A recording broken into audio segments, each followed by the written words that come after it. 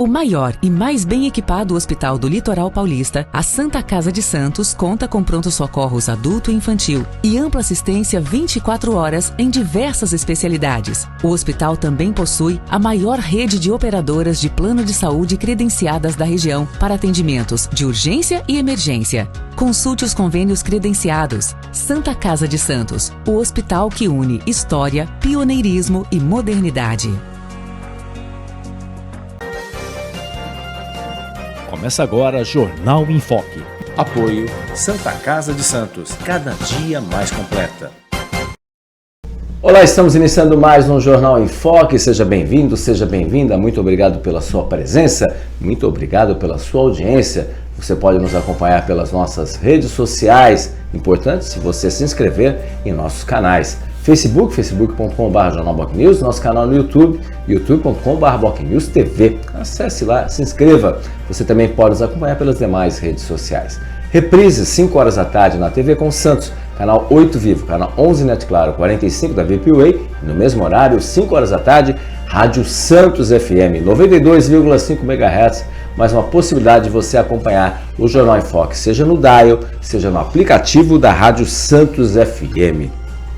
Aliás, Santos é uma cidade que tem dezenas de instituições benemerentes, várias delas centenárias. E é claro, um dos destaques dentro desse cenário é o educandário Anália Franco, que tem uma história maravilhosa, uma história importantíssima na construção da nossa Casa da Terra da Caridade, como é um dos lemas da nossa cidade de Santos. E o Marcos Stott, engenheiro, que é conselheiro também da Associação dos Engenheiros também de Santos e, é claro, presidente lá do Anália Franco. Seu Marcos, vice-presidente.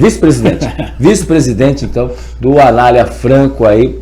Seja bem-vindo. Muito obrigado pela sua presença. Muito obrigado a todos. A necessidade de estar aqui com vocês é muito importante reportar isso, porque nós estamos à frente de uma instituição, chama-se Educandário Anália Franco, né? Que foi simplesmente fundado em 1922, cumprindo uma função que era extremamente necessária na época, porque não havia uma política de governo nem de Estado de tratar de pessoas que viviam na rua, que eram órfãos, aqueles que não tinham dificuldades financeiras e mais do que isso, né? Nós vivíamos numa época em que as pessoas precisavam de trabalhadores domésticos que ficassem em casa e que dormissem na própria casa. Então o educandário também passou um determinado tempo sendo um lugar onde os filhos destas pessoas, que trabalhavam principalmente para a elite santista, ficavam lá a semana inteira, o dia inteiro, e recebiam inclusive informações e treinamentos e educação para ser linotipista, que era necessário na época, né? Marceneiro, eram profissões que eram necessárias naquela época. Então você imagina que era uma escolástica rosa, né? Se for analisar, a ideia é muito semelhante. Semelhante, mas com uma abordagem diferente, porque a gente abordava uma coisa muito mais social dentro desse contexto, né? E serviu, inclusive, o próprio local do Educandário Anália Franco, durante a gripe espanhola, como um lugar de hospital, para as pessoas poderem ser tratadas. E hoje, nós cuidamos lá de cerca de 300 crianças, de 4 meses mais ou menos até 6 anos incompletos, né? Então é uma atividade que demanda muito de todos nós, né? E na realidade, quando eu falo nós, é da Loja Maçônica Fraternidade de Santos, que mantemos essa instituição, além de uma outra instituição que é a Casa do Sol. Ou seja, nós tratamos as duas pontas da nossa humanidade, né? A primeira infância e a melhor idade, vamos dizer assim, onde nós temos lá uma série de pessoas na Casa do Sol também, internados, que agora nesta segunda-feira faz 92 anos. Olha, 92 anos fez ontem, né? Ontem fez 92 anos, a Casa do Sol também tem sua história, ocupava o espaço importantíssimo ali no José Menino, depois uma parceria com a Fundação São Leopoldo, né? A Visconde São Leopoldo, com a Universidade Católica de Santos, hoje é o espaço ali do Liceu Santista, né? E depois mudou ali para o Morro da Nova Sintra, que faz um trabalho social também fantástico, que nem o nosso convidado, o Marcos Stott, falou, na outra ponta, no outro extremo. Mas também o educandário tem internos também, né? Hoje não tem. Hoje não tem. O que acontece é um regime integral, né? As crianças, quando vão para lá, tem o café da manhã, tem o almoço, tem o lanche da tarde, tem atividades, elas ficam praticamente o dia inteiro na nossa instituição, né? O que nós estamos buscando agora é que do lado do atual prédio do Educandário Ana Franco, nós temos a instituição, que é de 1942, né? O prédio inicial de 1922 é o que nós chamamos de Castelinho, né? Onde nós estamos buscando a restauração dessa edificação. Através do que? Conseguimos no ano passado uma qualificação para receber doações através da Lei Rouanet, ou seja, as pessoas podem fazer, ainda dá tempo, hein? Imposto de renda é até amanhã, né? Quem não fez ainda, né?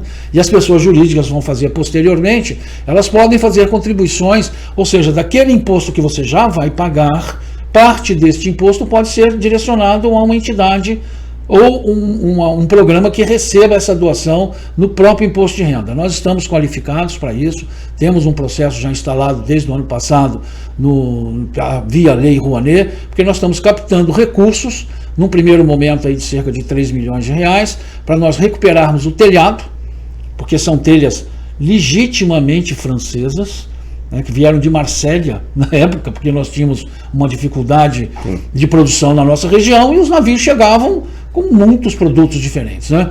E é uma área que está numa envoltória de tombamento nível 2, então nós somos instados a manter a volumetria e manter a fachada, né, os aspectos da fachada. E a primeira coisa que nós temos que fazer agora é recuperar os telhados, né? E desenvolver todos os outros projetos, porque hoje eu não posso mais confiar em absolutamente instalação elétrica, hidráulica, sanitária. Eu obviamente não tenho mais condições de fazer isso, né? E para que a gente possa devolver esse equipamento para a comunidade. Tem muita gente que viaja para o exterior para ver uma coisa igualzinho ao que nós temos aqui. Sim. Este prédio é contemporâneo ao prédio do Valongo, ali onde está a estação ferroviária, tanto que o próprio processo construtivo, a torre que hoje nós não temos mais ela integralmente, porque sofreu no passado um ato de vandalismo, que eram placas de chapa zincada, né? Que as pessoas achavam que tinham algum valor, invadiram o local, destruíram no meio do caminho, e hoje nós não temos isso, né? Óbvio que nós queremos recuperar isso. Nós estamos buscando, através da participação da comunidade santista, que a gente possa devolver esse equipamento para a comunidade, já aquilo ser um lugar onde, ao nível da rua, que no passado nós chamávamos de porão, é uma área que a gente pode ter utilidades, cafeteria, um monte de coisas. O primeiro pavimento, efetivamente, são áreas.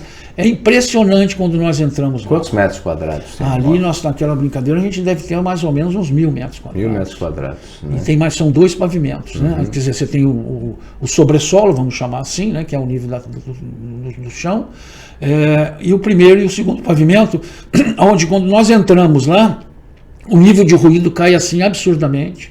Acústica. Nossa, não houve ruído da Avenida na Costa. Não, na Costa, imagina.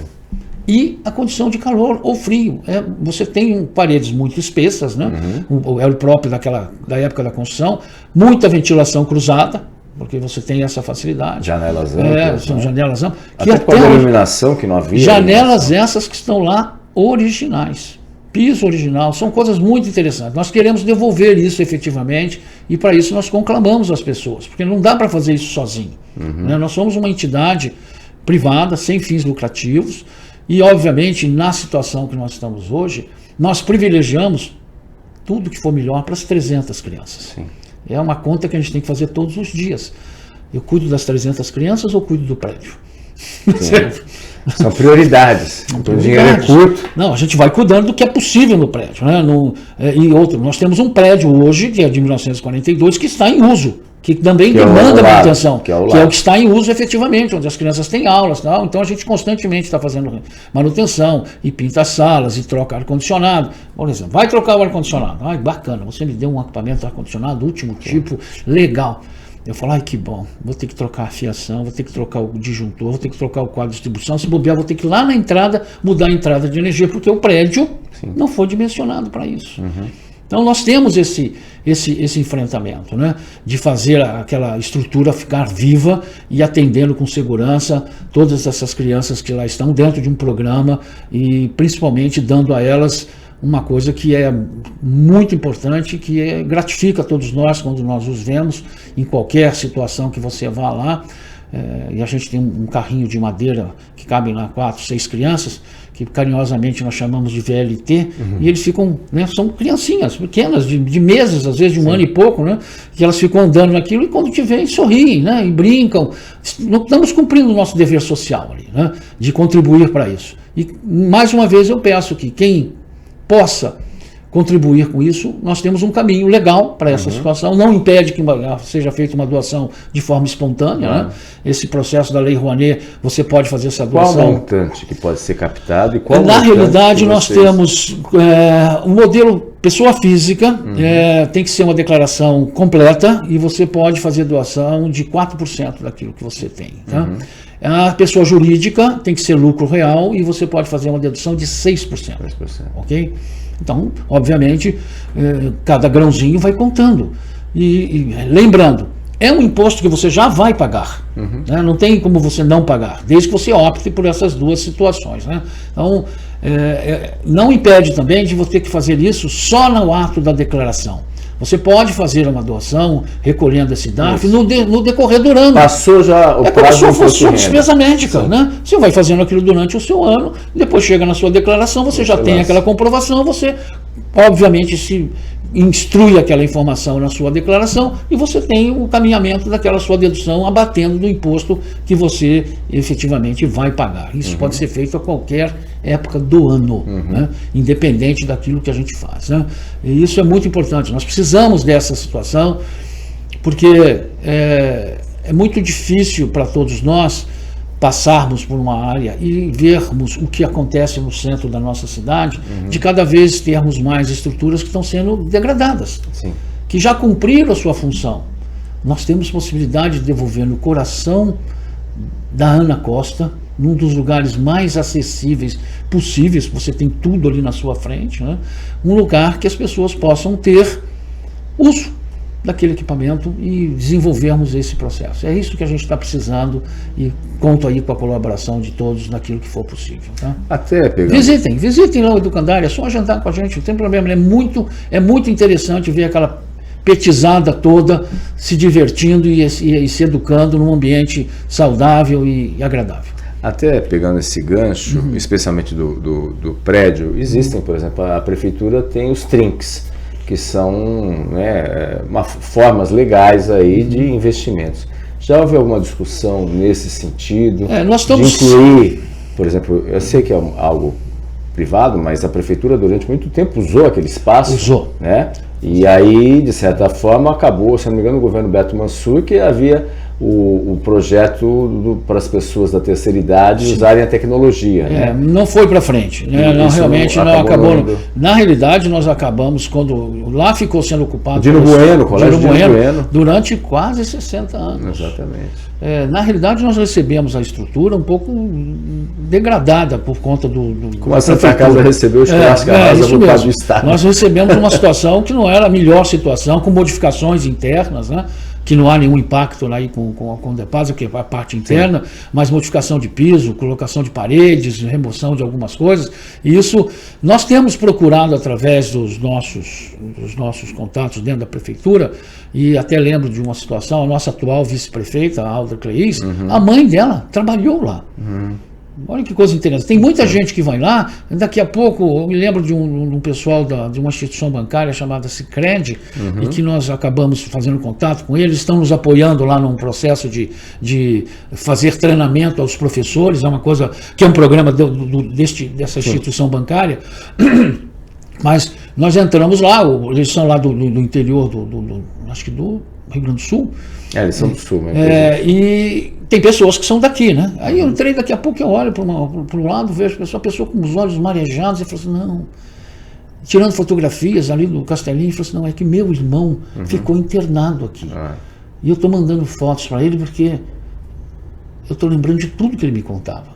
Ou seja, essa memória afetiva não é só dele, é de muitas e muitas pessoas que lá fizeram a sua própria vida, receberam a sua educação e que hoje podem contribuir com isso, né? Nós não queremos que esse equipamento fique mais um equipamento urbano largado, degradado e principalmente sem uso.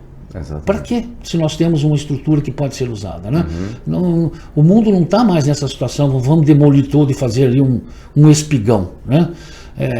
O que nós queremos, estamos buscando nesse momento, é uma situação de recuperação daquela estrutura, né? Essa recuperação, os cálculos que vocês fazem, mais ou menos, só para a recuperação do imóvel, algo em torno de quantos milhões? Só essa primeira fase, porque nós precisamos estabelecer todos os projetos e em função dos projetos envolvidos, nós podemos aferir os custos todos que vão estar impactando. Tá? Mas hoje nós estamos buscando cerca de 3 milhões e 200 mil reais, porque só o telhado já vai aí mais ou menos a metade disso, né? Sim. Porque você sabe, vai mexer naquele telhado, tirando a estrutura de madeira principal, que ainda é madeira de lei, né? Nós estamos falando aí de... Não tem cupim? Não tem. As peças principais estão íntegras, né? Mas todo o ripamento, o caibras, essas peças sofrem muito, né? Telhas, a hora que a gente começa a mexer nisso, é muito complicado. Até quando da demolição dos armazéns do Valongo, nós fomos até a autoridade portuária para ver se a gente conseguia pegar aquelas telhas, que são contemporâneas. Não são feitas na França, mas são contemporâneas. Foram feitas numa olaria no bairro Ipiranga, há cerca de 100 e poucos anos atrás. Tá?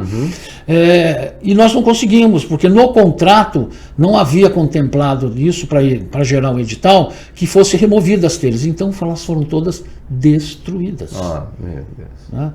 Então, quem sabe agora com os outros estamos tentando há mais de um ano, nós estamos tentando, aí recebemos essa informação de que isso tem que ser inserido, porque é totalmente diferente uma abordagem de custos, de você colocar que aquela construtora ou a que vai fazer a reforma daquele espaço, ter que tirar as telhas procurando preservá-las.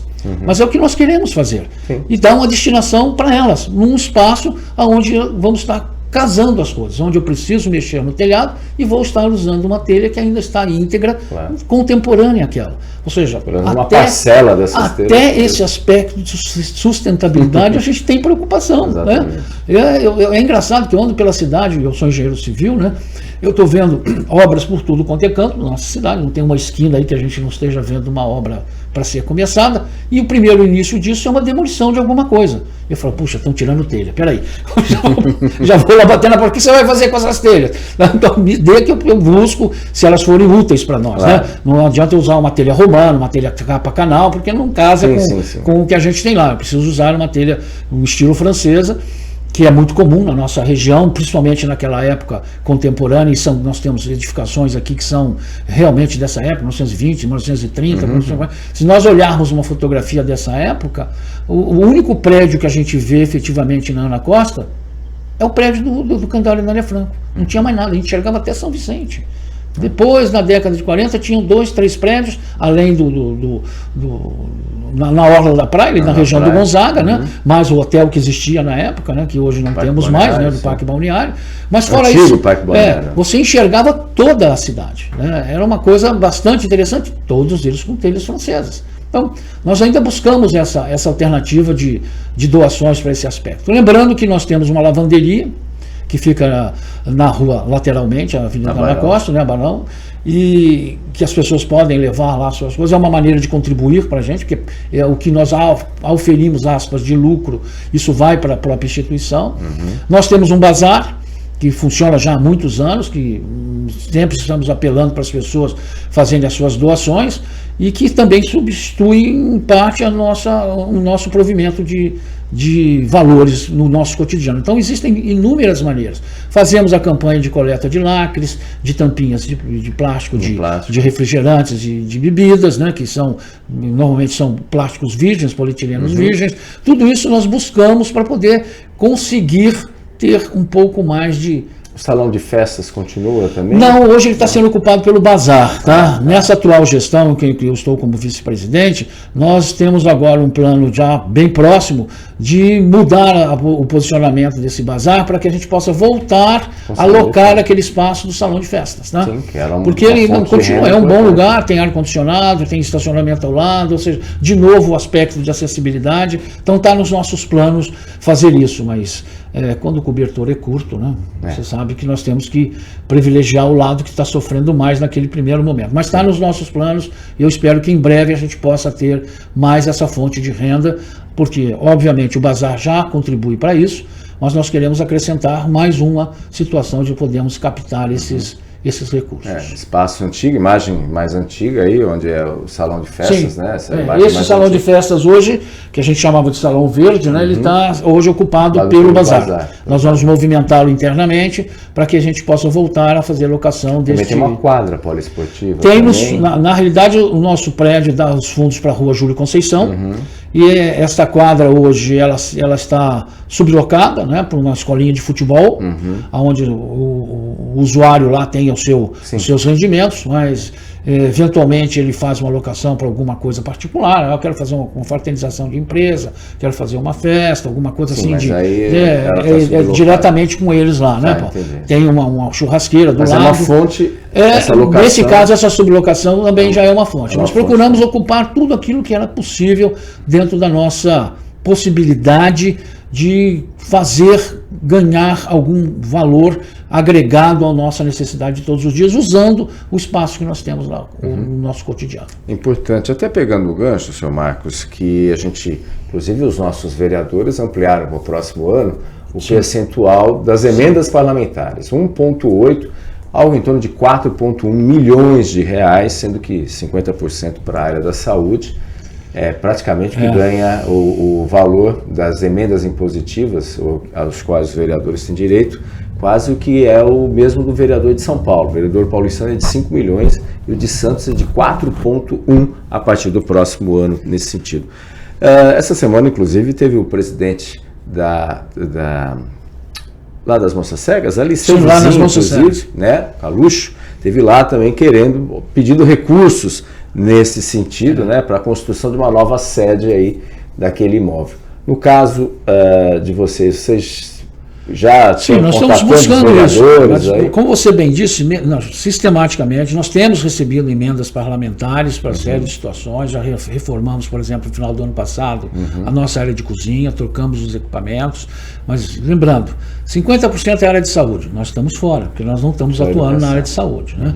E nós temos que, compartilhar ou tentar partilhar aqueles outros 50% que também estão divididos em outras áreas, em esporte, em lazer, né? Ou seja, a gente vai segmentando isso, mas nós temos buscado isso, né? Nós temos vários, não só na área municipal, mas nós já conseguimos, através dos nossos contatos aqui com os políticos da cidade, na área estadual também, né? Nós temos buscado essa situação de emendas parlamentares que permitam a gente fazer algumas intervenções. Há cerca de 2 anos atrás, finalzinho de 2 anos atrás, nós conseguimos uma verba parlamentar para poder recuperar o muro do Castelinho, que também está na área de tombamento, né? E é um trabalho que dá, né? Porque você tem que entrar com um processo com Condempas, tem que cumprir com uma série de requisitos. Não é só pintar o muro, né? Eu até brinquei muito que... O muro também é tombado. Naquela área dentro do Castelinho. Sim, claro. Do atual prédio do Educandário, não. Né? É uma área de envoltória nível 2, porque está ali próximo à antiga estação Sorocabana. Okay? Isso dá trabalho, porque nós temos que desenvolver toda uma situação de procurar aquilo, de recuperá-lo e restaurá-lo da melhor maneira possível, o mais fielmente possível, né? Tiramos algumas coisas, limpamos algumas coisas, mas foi através de verba parlamentar, tá? Então nós temos conseguido algumas dessas situações, mas obviamente, eu vou usar aqui um termo que não é bem adequado, nós temos que competir com tantos quantos outros que também necessitam, justificadamente também necessitam. Você já vai lá na Câmara? A gente faz sistematicamente uma campanha para que isso, mas nós temos recebido, às vezes, emendas parlamentares com participação de mais de um parlamentar, né? Existe, às vezes, um consenso de que um pouquinho daqui, um pouquinho dali, você consegue juntar alguma coisa que seja útil para nós, né? Você imagina, nós recebemos, inclusive, doações de leite, participamos da Cesta Brasil com relação a alimentos, né? Hoje nós estamos tendo uma feira aqui na rua, né? Sempre tem possibilidade de você pegar alimentos que já não são vendáveis, não são vendáveis, vamos dizer assim, comercialmente, está com aquele machucadinho, mas para nós é muito útil, a gente recebe isso. Então, quando nós reformamos a cozinha, temos câmara frigorífica para armazenamento de alimentos, fogão novo, a área toda, piso trocado, ou seja, nós nos vamos nos equipando e nos modernizando para poder receber todas essas situações, que são, muitas das vezes, possibilidades de dotações orçamentárias através de emendas parlamentares, que aí eu consigo ter início, meio e fim. Eu chego para o parlamentar e falo, olha, eu preciso trocar os equipamentos da cozinha. Então, aquilo é mensurável. Né? Não é assim, eu vou fazer uma reforma. Sim. Que reforma você sabe quando começa. Como dizia Maquiavel, né? Reforma é igual guerra. Só tem uma coisa certa, o dia que ela começa. O resto ninguém mais sabe quanto tempo vai levar, quanto você vai gastar. Mais um prédio histórico. Não, aí você vai descobrindo coisas, né? Você fala, mas o que você está fazendo aqui? Não era para estar aqui, né? Então, reforma tem esse ainda mais uma reforma onde você tem uma interferência com situações onde, por exemplo, o prédio atual do Educandário, todas aquelas janelas, inclusive as voltadas para a costa, são de madeira. São madeira de lei, tanto que estão suportando até hoje. As dobradiças e as ferragens são originais. Tá, como é que eu faço para pintar aquilo? Faço, eu vou fazer manutenção naquilo, dá trabalho, não é, eu não tenho uma janela de alumínio, tá certo? Ali eu até poderia ter uma janela de alumínio no prédio atual, né? Que está fora da envoltória. Mas não mesmo nesse prédio atual, a intervenção, nós quase conseguimos fazer no finalzinho do ano passado, mas não deu tempo. A gente optou em reformar e pintar as salas novamente, trocar toda a pintura das salas, isso é sempre muito importante, onde elas estão sendo usadas no cotidiano. Mas as janelas a gente não conseguiu, porque, por incrível que pareça, nós não tínhamos tempo de gastar a verba parlamentar. Porque ela chegou assim, chegou nos estertores do final do ano, você fala, gente, não tem como contratar e dizer que eu terminei isso numa época que é fim de ano, né? Não vai rolar. Então a gente teve que abrir mão disso, dizer, olha, infelizmente nós não vamos conseguir, porque essa brevidade a verba vai chegar, mas chegou no limite do limite, 44, operacionalmente nós não tínhamos mais nenhuma possibilidade, então por uma questão até de ética, nós falamos, olha, estamos devolvendo porque nós não conseguimos fazer isso, né? Uma pena. É uma pena, num país como o nosso, que a gente vê que muitas das vezes as pessoas recebem uma verba, uma coisa e usam para outra, nós não vamos. Nós temos essa total transparência de só lidar com aquilo que é o nosso dinheiro, claro, né? Que é um dinheiro público, essa verba parlamentar não é de graça, nós contribuímos para isso, que ela seja tratada com toda a dignidade. Exatamente, porque são verbas carimbadas para usar para aquela finalidade. E essa é uma das reclamações de vários vereadores. Houve uma melhora nesse sistema, mas ainda mostra que há uma necessidade de uma certa agilidade, porque não adianta chegar a verba no dia 23 de dezembro, por exemplo. Não precisa ser no dia 20, chega no dia 18 de dezembro. Quem é que você consegue contratar para fazer qualquer coisa, a não ser que você comece a ter planejado isso 6 meses antes. Com 6 na engenharia, assim, eu só vou poder trabalhar nos 15 últimos dias do ano, por uma questão de logística, de parada de fábrica. Mas você começa a planejar isso meses antes. Todo mundo se prepara para aquilo. Mas não uma situação, como é que eu vou? Tá bom, você me dá o seu orçamento, mas quando é que eu vou fazer? Eu falei, quando a verba chegar. SDS, só Deus sabe. Seu Marcos, a gente vai para o rápido intervalo comercial e voltaremos já no segundo bloco aqui do Jornal em Foque. Estamos apresentando o Jornal em Foque.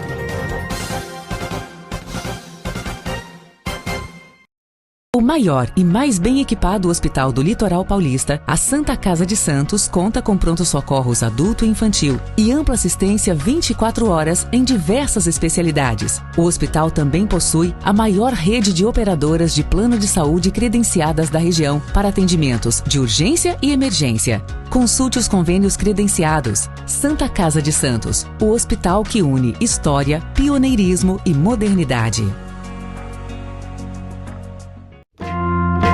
Você quer receber notícias do Boc News no seu celular e e-mail? É fácil. Acesse bocnews.com e inscreva-se para receber a edição digital do Boc News no seu final de semana. E para receber também o boletim diário, resumo do dia, sempre de segunda a sexta, envie uma mensagem pelo WhatsApp 13 99123 2141. Fique bem informado, receba sempre conteúdo de qualidade com a credibilidade do Boc News.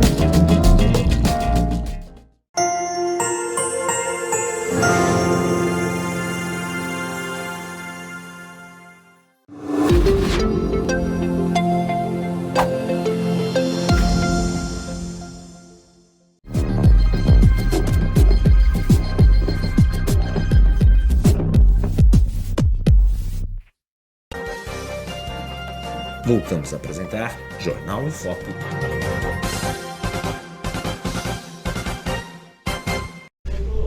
Olá, estamos de volta no segundo bloco do Jornal em Foco de hoje, falando muito sobre o Educandário Anália Franco, essa centenária entidade aí que tem um trabalho fantástico aqui em Santos ao longo da sua história, ao longo da sua trajetória. A gente reforça a importância dos nossos representantes, né? A gente tem que pensar que ano que vem teremos eleições e aí muita gente, obviamente, vai querer mostrar serviço. Então está aí a oportunidade de conversar com a direção do Anália Franco, entre outras instituições também benemerentes, para poder, que são instituições sérias, isso que é importante reforçar, instituições seríssimas, que merecem todo o respaldo de toda a sociedade e, obviamente, na hora de lembrar das emendas parlamentares, não só que, infelizmente, senhor Marcos Stott, alguns acham que são feudos, né?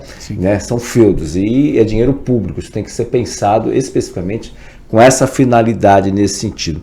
A gente até pegando o gancho, depois a gente vai falar de outros temas também, até pegando o gancho, e há uma preocupação com a reforma tributária, né?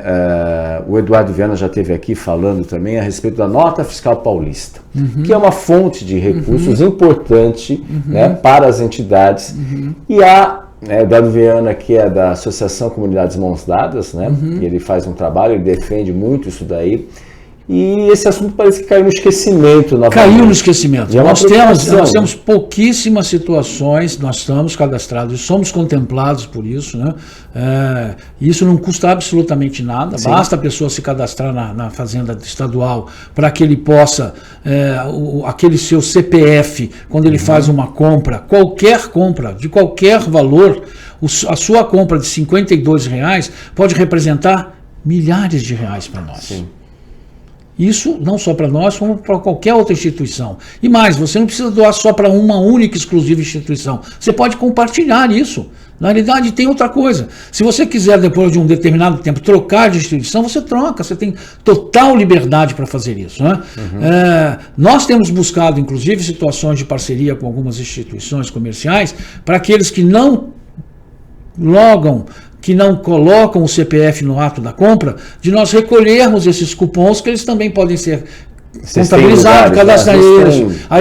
No caixa ou é uma parceria, a própria pessoa, mesmo sem saber que não faça a sua doação, o próprio comerciante já retém aqueles cupons fiscais, nós recolhemos esses cupons fiscais e vamos atrás dessa possibilidade de nós recebermos alguma coisa, mas tem sido muito pouco. Nós temos um telemarketing também, que hoje a gente tem perdido muito, porque as pessoas primeiro têm muito receio de receber uma ligação e ser uma ligação falsa, ser um golpe, né? Nós temos esse inconveniente hoje. No passado, o telemarketing funcionou muito melhor.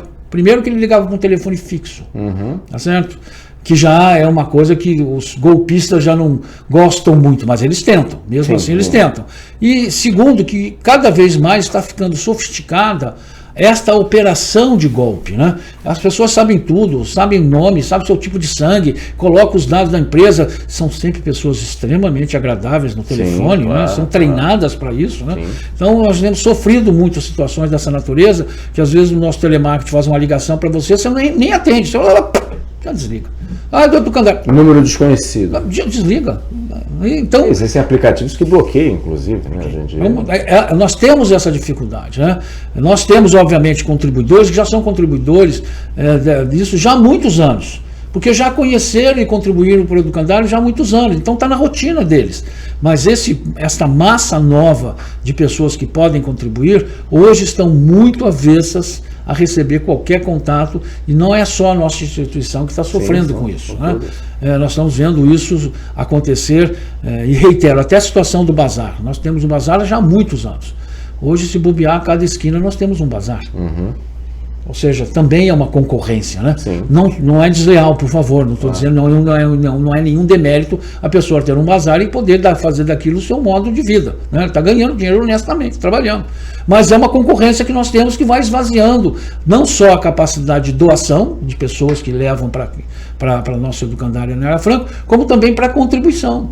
Nós temos uma grande demanda, nós fizemos uma demanda de programa de venda essa é a foto mais interna, né, para o bazar.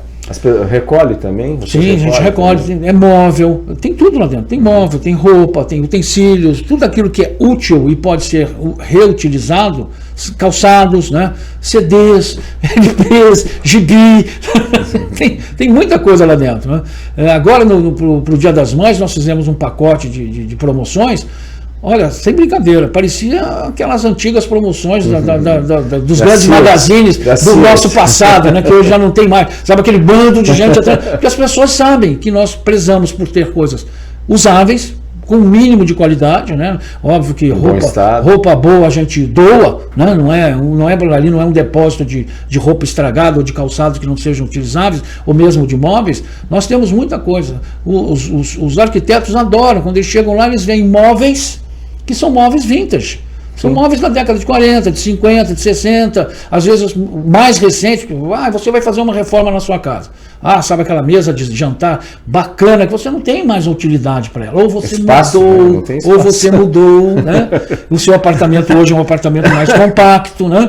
Não cabe. O que você vai fazer com aquilo? Compacto nisso. O que você vai fazer com aquilo? Nós recolhemos esse material, tá? Nós temos o nosso caminhãozinho, ele vai até o local, recolhemos esses móveis, esses utensílios e colocamos no bazar sistematicamente para que isso possa virar uma fonte de renda para nós. Até para locações, né? Às vezes alguns equipamentos, por exemplo. Não, locação nós não tivemos ainda, cenográficas, né? Não tivemos ainda. Já tivemos, acho que no passado, do aspecto da fachada, tá? Dentro de um contexto desse, mas não para utensílios, eu acho que não tivemos nenhuma ocorrência dessa natureza. Mas cabe, né? Porque você tem. Exatamente.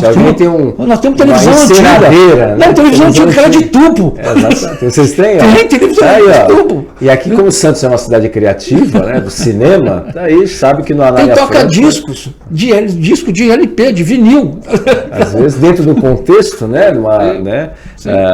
Só o exemplo agora recente, que ganhou o Oscar, né? Ainda estou aqui como exemplo, você precisa de imóveis, precisa de tudo isso daí, ainda que tenha inteligência artificial, mas ainda não é igual. Não é a mesma coisa. Não é igual. Né? Por mais que a gente queira, engraçado, todos nós temos a capacidade de identificar que aquilo foi criado ou não pela inteligência artificial. Sim. Porque a inteligência artificial é muito perfeita.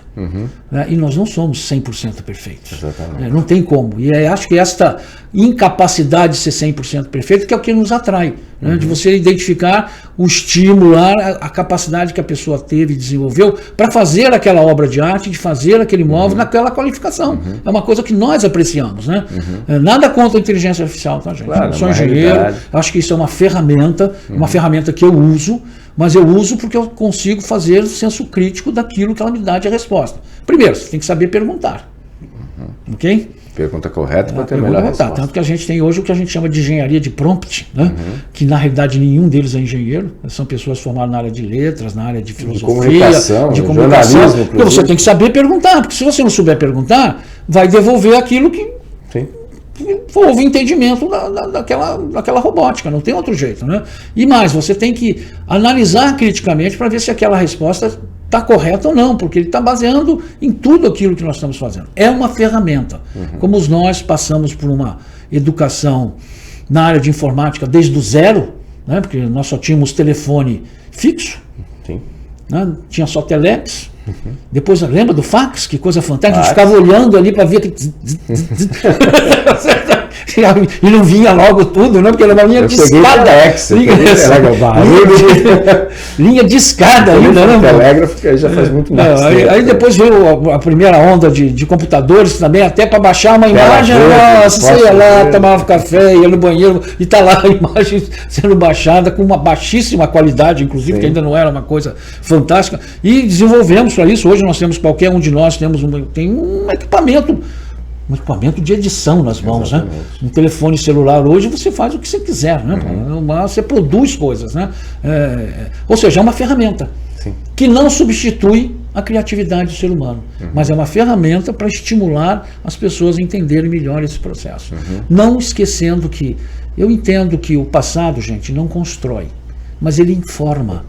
E quando ele informa, ele diz o seguinte: não erre de novo nessas mesmas coisas. Faça melhor do aquilo que você tem. Nós já temos um aprendizado. Não precisamos inventar a roda. Só precisamos polir, essa situação e melhorá-la, né, Paulo? É isso que nós pedimos aqui quando nós voltamos ao nosso tema de hoje, do nosso educandário na área franca. É verdade. Até fechando esse gancho, professor, porque também o professor Marcos Eustáquio também é professor também, universitário. Numa área bem árida, que é uma coisa que eu não tive, eu dou aula de patologia nas construções, para o último ano de engenharia civil, que ninguém aprende como não fazer ou fazer errado. Tá bom, e aí você chegou num local e está com uma manifestação patológica. Como é que você entende aquilo? Porque aquilo não estava no projeto sair daquela forma.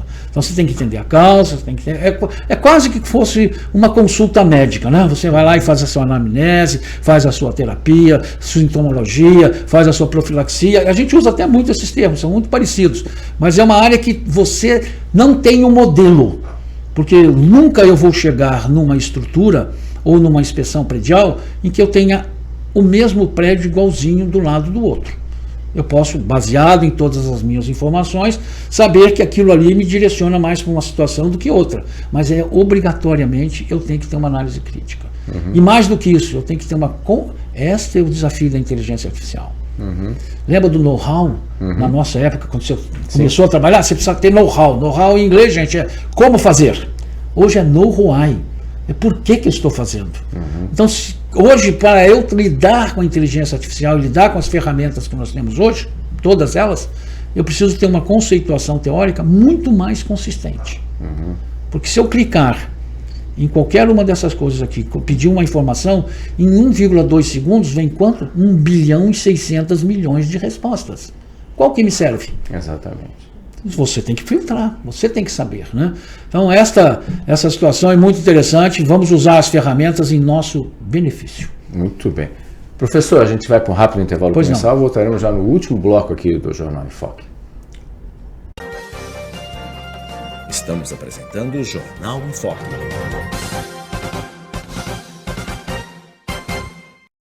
O maior e mais bem equipado hospital do Litoral Paulista, a Santa Casa de Santos, conta com pronto-socorros adulto e infantil e ampla assistência 24 horas em diversas especialidades. O hospital também possui a maior rede de operadoras de plano de saúde credenciadas da região para atendimentos de urgência e emergência. Consulte os convênios credenciados. Santa Casa de Santos, o hospital que une história, pioneirismo e modernidade. Você quer receber notícias do Boc News no seu celular e e-mail? É fácil. Acesse bocnews.com e inscreva-se para receber a edição digital do Boc News no seu final de semana. E para receber também o boletim diário, resumo do dia, sempre de segunda a sexta, envie uma mensagem pelo WhatsApp 13 99123 2141. Fique bem informado e receba sempre conteúdo de qualidade com a credibilidade do Boc News.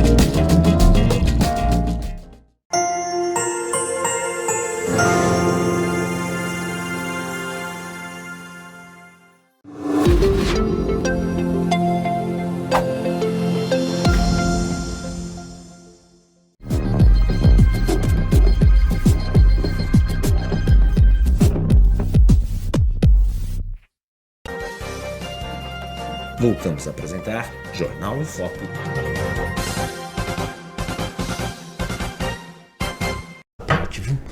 Olá, estamos de volta no último bloco do Jornal em Foque de hoje, trazendo como convidado o vice-presidente do Educandário, Anália Franco, essa entidade centenária aqui da cidade de Santos, ele que também é professor universitário também, engenheiro civil, Marcos Eustáquio. Professor, até pegando um pouco o gancho, primeiro, para a gente finalizar a questão do Anália Franco, vocês têm parcerias com o governo do estado, com a prefeitura, só na área de educação, também na área de assistência social? Não, basicamente, nós temos uma parte de assistência social, porque dentro do nosso contexto nós temos um abrigo para adolescentes. Abrigo, okay? Tem esse abrigo. Quantos hoje nós temos lá cerca de 12. E tem uma casa específica. Porque né? A gente não pode divulgar, não pode mostrar, são pessoas em situação de risco ou com pendências judiciais, que foram, ou seja, é uma área muito delicada, né?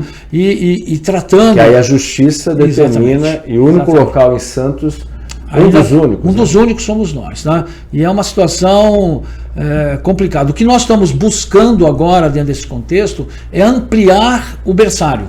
a quantidade de vagas para o berçário, ok? Porque nós temos uma fila de espera.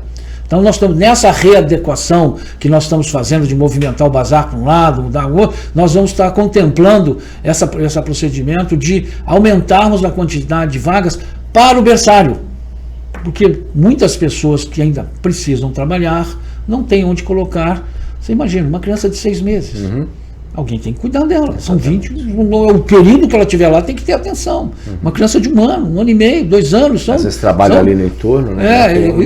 Tem possibilidade de chegar lá, deixar a criança com segurança, sabe que vai ser tratada com todo o quadro de profissionais que cuidam disso tudo, mas nós temos esse viés de assistência social com este abrigo para adolescentes em situação de risco ou condições judiciais, e nós recebemos por isso. Mas eu, sinceramente, é sempre... O valor é muito não cobre, porque infelizmente são adolescentes problemáticos. Muitas das vezes nós temos situações de ter que refazer quebra-cama, quebra-armário, destrói as coisas, que faz.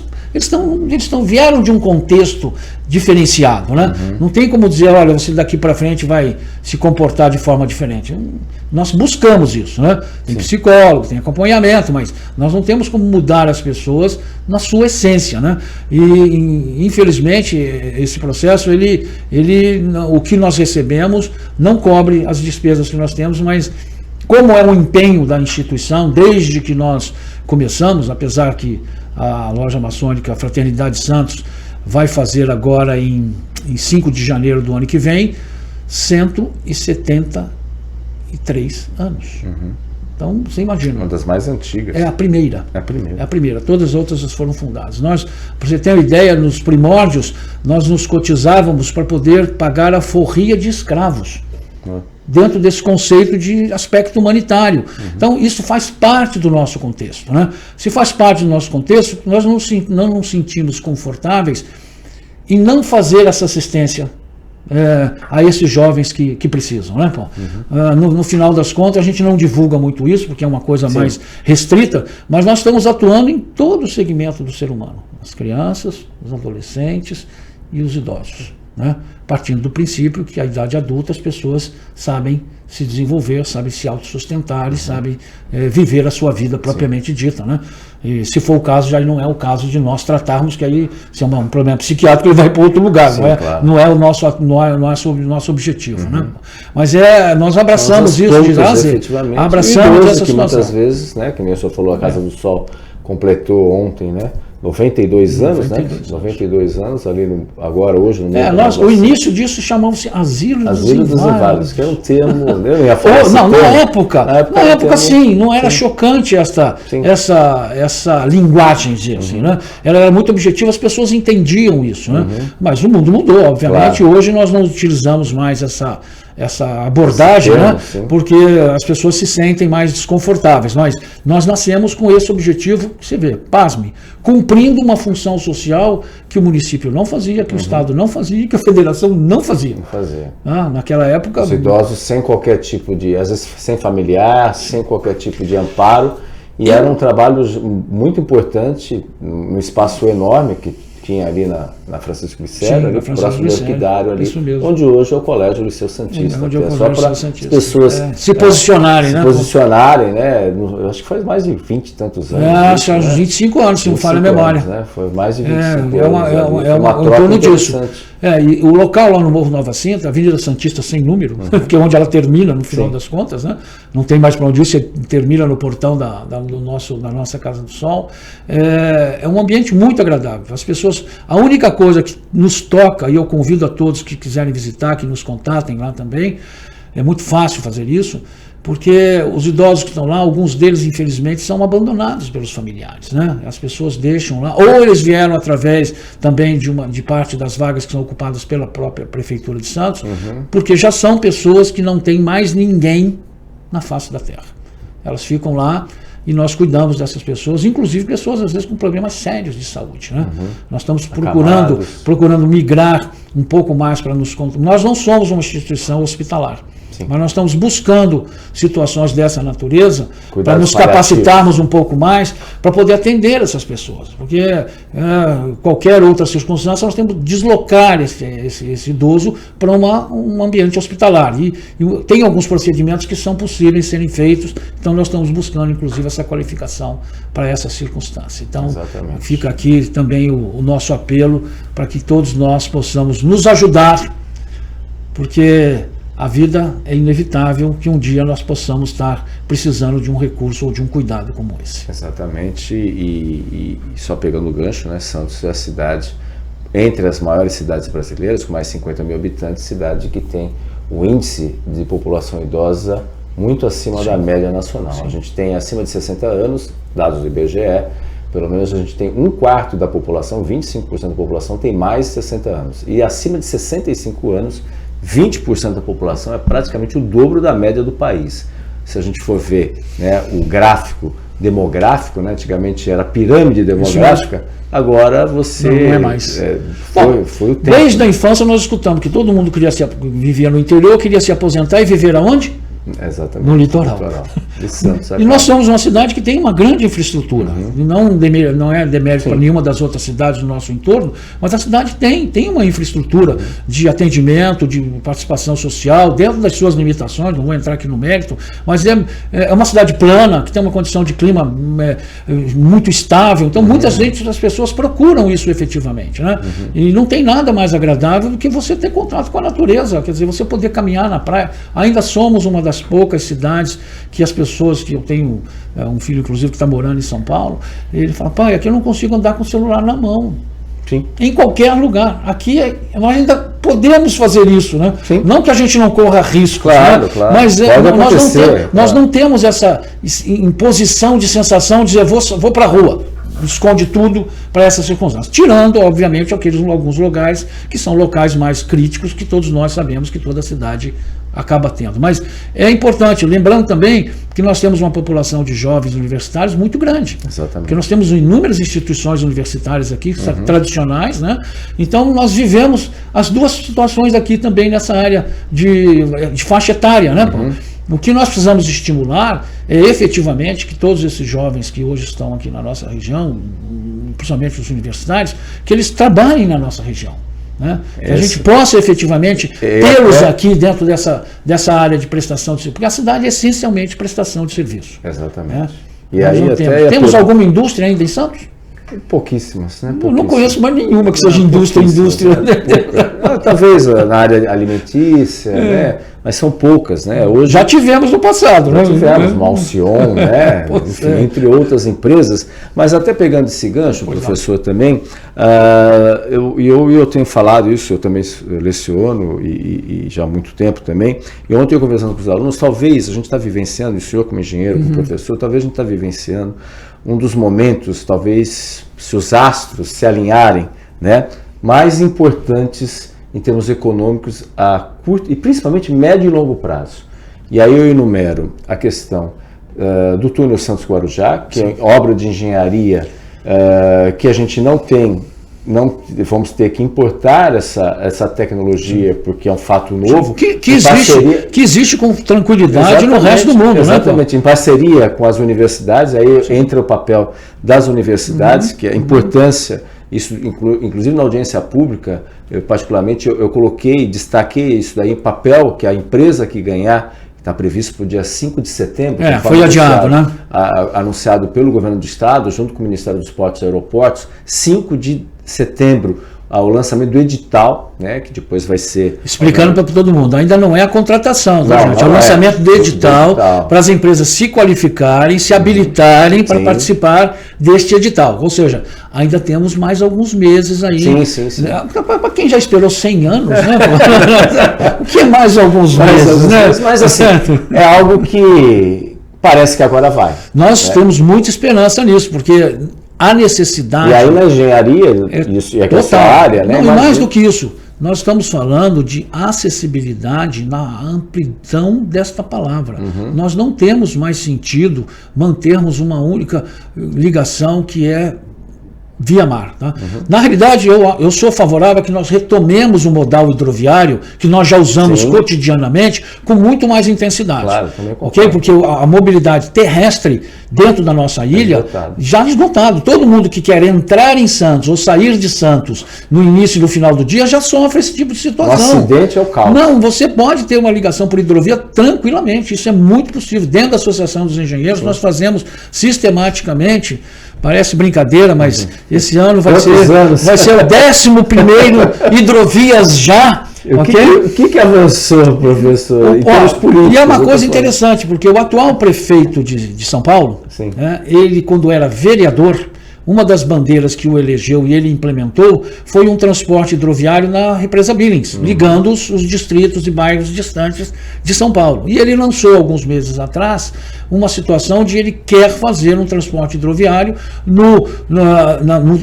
abrangendo o centro de São Paulo, ali pela área do Tabatinguera, mais o Rio Tietê. Ou seja, existe já uma visão de que a hidrovia, que o mundo inteiro usa, seja um modal para isso. O túnel é necessário. Precisa de ponte? Precisa também, mas a ponte no lugar certo, para que os caminhões não precisem adentrar a cidade e possam cruzar da margem. Com ângulo também, né? Sim, senão dentro da cidade é impossível. Fazer aquela maquete aqui. Não, e tem lugares para fazer essa ponte onde os navios não vão transitar, efetivamente. Né? Eles vão transitar lá em embarcações de pequeno porte, de baixo calado, vamos dizer assim. Né? Lembrando que calado é a quantidade que o navio afunda dentro do mar, tá, gente? Mas isso representa também a altura para ele, né? Capacidade de carga. E nós podemos ter, vai ser inevitável, é igual a terceira pista da Imigrantes. Exato, já nasceu. Está atrasadíssima. 10 anos atrasadas. E só 2 pistas, professor, só 2. Olha só, é engraçado, eu me lembro, a primeira pista da Imigrantes, se me fala a memória, foi finalzinho de 1974, início de 1975. Entregaram em 70 Eu acho que foi 75. Não me lembro. 77, eu acho, na minha Não, 75 ela já estava operando. Tenho certeza que ela estava operando. Na concepção original, já existia a previsão de uma ligação de Parelheiros para Mongaguá. Para o litoral sul. Ou seja, conceitualmente, todo mundo já tinha entendido que aquela via que estava sendo feita não era suficiente. Tanto que se fez a segunda pista da Imigrantes, né, que foi 2000. Já estamos em 2025. 25, sempre 25. Aliás, agora mais de 25 anos. A expectativa é que isso seja concluído pela Ecovias, que aí é contrato, essas coisas todas, para facilitar aí. E 2030, 2031, e com 2 pistas. Isso eu tenho vindo deputados aqui falando, gente, eu sou como engenheiro. É complicado. 2 pistas, eu não sei se isso resolve. E o que choca é que todas aquelas notícias que vêm da China, que o cara bota um aeroporto a 2.000 metros de altitude em cima de um morro, que faz trem que anda mais rápido que um avião a jato, que faz ferrovias para tudo quanto é canto, nós abandonamos o modal ferroviário. E nós nascemos no modal ferroviário. A cidade de Santos só se desenvolveu. Na realidade, a cidade de São Paulo só se desenvolveu porque existia a ferrovia Santos-Jundiaí. Exatamente. São Paulo, graças ao café. São Paulo em 1900 era um entreposto ferroviário, não era nem uma cidade. Era um micro lugar. Só se desenvolveu porque havia uma coisa chamada ferrovia. E nós abandonamos isso. Temos que retomar isso. Não tem interesses aí, a história mostra. Todas as projeções que eu vejo, que são muito otimistas da autoridade portuária, que o porto vai crescer tanto, eu acredito que seja possível, que vai crescer para o mar. Né? Tá, mas como é que você entra e sai da cidade? Você tem um terminal, que é o STS-10, o Santos Tecon 10, movimentando aí pelo menos os 8 primeiros anos, ainda é uma fase ainda inicial, né? Tudo indica aí que um grupo que não é... A briga está para saber se quem está operando no porto vai poder ou não operar, e aí já tem players de outro segmento aí que acabou de criar um terminal específico, especialmente em Itajaí, que estão crescendo enormemente. Se você olhar esses 3 portos na região sul do país, eles estão crescendo enormemente, inclusive na parte viária. Exatamente. Se nós olharmos o governador de Florianópolis, ele diz o seguinte, se o governo federal não fez, eu faço. Surpreende a gente essa situação. Enquanto nós não resolvermos esse gargalo, nós não vamos conseguir efetivamente cumprir com essas etapas. E mais, nós precisamos voltar àquilo que no passado existia na cidade de Santos. O porto era integrado à cidade e a cidade era integrada ao porto. nós não éramos inimigos. Né? Hoje eu não digo que nós sejamos inimigos, mas nós não somos amigos. Não existe uma relação amistosa, né? Simbiótica, vamos dizer assim, entre esses dois entes. Nós precisamos voltar a isso, que é o que acontece em todos os lugares. Quem de nós não quer um Porto Madeiro ali no Valongo? Sim, claro. Mas pensa friamente, temos condição de ter um Porto Madeiro hoje no Valongo com a infraestrutura que nós temos no entorno? Não. Temos que avançar muito em relação a isso. Temos que avançar muito. Está caminhando, mas ainda a gente precisa avançar. De novo, né, para quem já esperou 100 anos, e nesses 100 anos nós vimos inaugurar maquete de ponte, maquete de túnel, nós vimos um bocado de coisa, hein? Promessa, então, promessa, é fácil, promessa. Enfim, professor, a gente já está ao final, só para agregar, isso tem impacto na engenharia, também como conselheiro da Associação dos Engenheiros, talvez, por isso que eu falo, talvez... Não, hoje eu estou como diretor adjunto de portos. Olha como é que coisa onde essa discussão é bastante intensa. Né? Exatamente. E essa comissão que foi lá para a Dinamarca, o que me chamou e causou espécie é o seguinte... Você esteve lá também? Não tinha um engenheiro na comissão. Não tinha engenheiro? Não tinha nenhum engenheiro na comissão. Só palpiteiro. Só expert. E olha o tamanho dos módulos lá, cerca de 240 metros de extensão por 40 metros de largura, cada um, que nós estamos falando de dezenas de quilômetros de túnel lá, né? Sim. E o nosso cotozinho só tem 800 metros. Exatamente. Quer dizer, e vai ter que construir uma fábrica para... 240, vamos pegar, quer dizer que se eu pegar 4 módulos daquele ali, já resolveu o meu problema? 100 anos. Só que acho que caiu a ficha, pelo menos foi o que eu vi na mídia, que para fazer isso, você tem que ter um baita de um canteiro de obra, você tem que ter uma enorme de uma logística, você tem que ter uma série de situações. Uma fábrica, literalmente. Que o pré-moldado é a pontinha do iceberg, né? É a pontinha do iceberg. E a obra de engenharia em si é perfeitamente possível. Lembrando que o nosso túnel não é submerso. Ele é um túnel, chama-se imerso, que ele é apoiado naquele leito rochoso que nós temos naquele espinhão de granito ali onde estão as torres de transmissão de energia elétrica, né? Que ali é um lugar onde você tem a melhor sustentação da posição. Professor, até o final, até bater isso, porque nós temos um fundo lodoso ali, né? Que para ele, por isso que ele é imerso, né? Exatamente. Porque esse fundo lodoso impede os navios, tanto que tem um plano de dragagem para se ganhar isso, porque cada 10 centímetros que você ganha de calado no navio desse, quantos contêineres mais eu ponho lá dentro? Exatamente. E aí, obviamente, muito dinheiro, muito interesse. Muito dinheiro. E a gente nem falou também da Petrobras aí, da bacia de petróleo que foi encontrada aí, obviamente estão tendo estudos, mas a gente está vivenciando, talvez, volto a dizer, um dos momentos mais significativos aí da nossa história, pelo menos agora, desse século, podemos dizer assim, que agora o pré-sal já não é mais um sonho.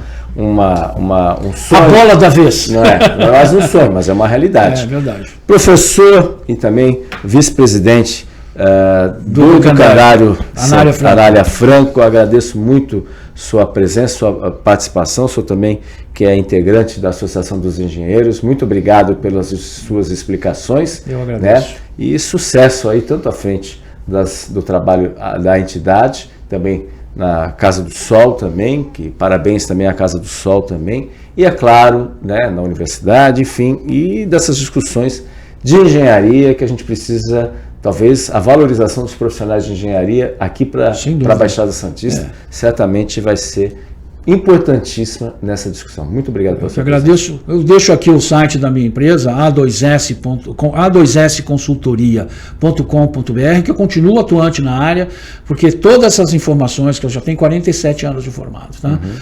Participo até hoje de revisões e elaborações das normas técnicas, estou na ponta discutindo com os alunos que daqui 6 meses, um ano, serão meus colegas de profissão. Sim. Então isso nos obriga a estar sempre atualizado, sempre no up-to-date das informações.